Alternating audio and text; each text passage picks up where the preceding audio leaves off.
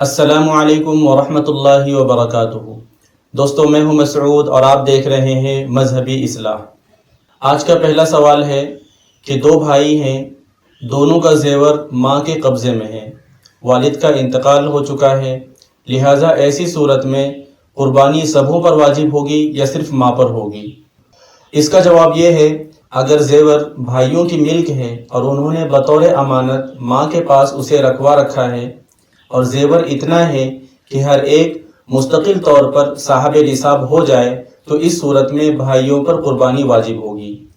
اور اگر یہ زیور صرف ماں کی ملک ہے، وہی اس کی مختار ہے، تو قربانی اسی پر لازم ہوگی، بھائیوں پر اس زیور کی بنا پر قربانی کا حکم نہیں ہوگا۔ اگلا سوال ہے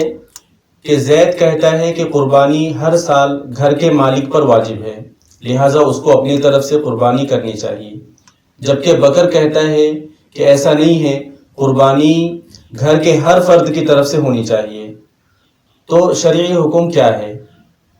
اس کا جواب یہ ہے کہ قربانی صرف گھر کے مالک پر نہیں بلکہ گھر میں رہنے والے ہر صاحب نصاب اور ذی استطاعت شخص پر الگ الگ قربانی لازم ہے۔ اگلا سوال ہے کہ بعض لوگ کہتے ہیں کہ حدیث میں ہے کہ اگر کوئی آدمی صاحب نصاب نہ بھی ہو لیکن اس کے پاس قربانی کی وسعت ہو، یعنی 4-5 ہزار روپے کا مالک ہو، تو بھی اس کے اوپر قربانی واجب ہے، تو کیا ان کا یہ کہنا صحیح ہے؟ جبکہ فقہ کی کتابوں میں ہے کہ اگر وہ صاحب نصاب ہے تب تو قربانی واجب ہے ورنہ نہیں۔ تو اس کا جواب ہے کہ شارحین حدیث اور فقہاء کرام نے اس حدیث کی تشریح بقدر نصاب مالیت سے کی ہے، جو منشا شریعت کے عین مطابق ہے، اس لیے کہ شریعت میں غنا کا معیار بقدر نصاب مالیت کو بتلایا گیا ہے، لہٰذا جن لوگوں نے اس تشریح کے برخلاف محض قربانی کا جانور یا حصے کے بقدر مالیت مراد لی ہے، ان کی رائے درست نہیں ہے۔ اگلا سوال ہے کہ لنڈھورا قصبہ میں قربانی کی اجازت نہیں ملی، تو ایسی صورت میں ہندوستان کو کیا دارالحرب کہا جائے گا؟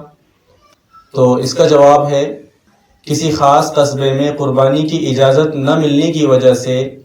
پورے ملک کو دارالحرب نہیں کہا جا سکتا، اس لیے کہ عموماً قربانی کی اجازت نہ ملنے کی بنیاد مذہبی ممانعت نہیں ہوتی بلکہ نقض امن کا خطرہ ہوتا ہے۔ اگلا سوال ہے کہ ایک شخص کے 4 بیٹے ہیں، چاروں شرکت میں ہیں اور صاحب نصاب ہیں، اگر والد سب کو الگ کرتے ہیں تو سب کے پاس اتنا مال ہے کہ وہ صاحب نصاب کے دائرے میں آتے ہیں، اب والد کی طرف سے ایک ہی قربانی کافی ہے یا بصورت مذکورہ شرکت میں بھی چاروں کو الگ الگ کرنی ہوگی؟ تو اس کا جواب ہے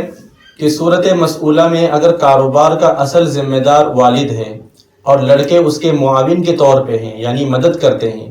اور لڑکوں کے پاس شرکت کے علاوہ بقدر نصاب مال بھی نہیں ہے، تو صرف والد پر قربانی واجب ہوگی، لڑکوں پر نہیں ہوگی۔ اگلا سوال ہے کہ 4 بھائی شامل رہتے سہتے ہیں اور کاروبار بھی ایک ساتھ ہی کرتے ہیں، تو کیا چاروں بھائی پر قربانی واجب ہے یا صرف ایک پر واجب ہوگی؟ تو اس کا جواب یہ ہے کہ اگر کاروبار کی مالیت 4 حصوں پر تقسیم کرنے سے اگر حصے دار مالک نصاب ہو جاتا ہے تو ہر شریک بھائی پر قربانی واجب ہے، اور اگر شریک کا حصہ نصاب سے کم بیٹھتا ہے تو کسی پر بھی قربانی واجب نہیں ہوگی۔ اگلا سوال ہے کہ ہر 2 دکان پر 4 بھائی بیٹھتے ہیں، والد حیات ہے،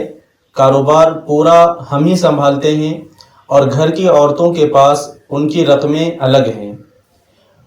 تو وضاحت فرمائیں کہ زکوٰۃ و قربانی ہم سبھی پر واجب ہوگی یا صرف والد پر؟